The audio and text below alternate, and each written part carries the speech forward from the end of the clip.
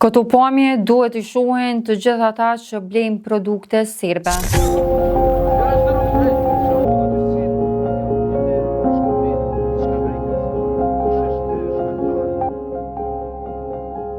Pamjet tregojnë padyshim veprimet makabre të regjimit pushtues serb ndaj shqiptarëve të Kosovës. Helmimi i afro 7.000 nxënësve shqiptar është një nga ngjarjet më të rënda dhe më të tmerrshme të asaj periudhe. Beogradi këtë e quante aktrem, sikur fëmijët po luanin teatër, ndërsa u merrej fryma. Vështirësitë për trajtimin e fëmijëve pas helmimit ishin të tmerrshme.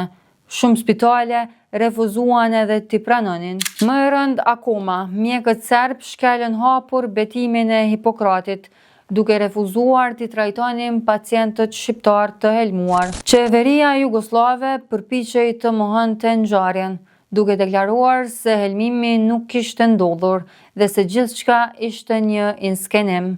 Por hetimet e mjekëve vendor dhe ndërkombëtar nxorën në dritë të vërtetën krejt tjetër. Dyshohet se disa substanca kimike u vendosën qëllimshëm në ambiente të caktuara të shkollës. Një nga mjekët francez ka deklaruar se ky akt ishte kryer nga agent të Beogradit me shumë gjas nga ushtarak. Në Kosovë pati helmime.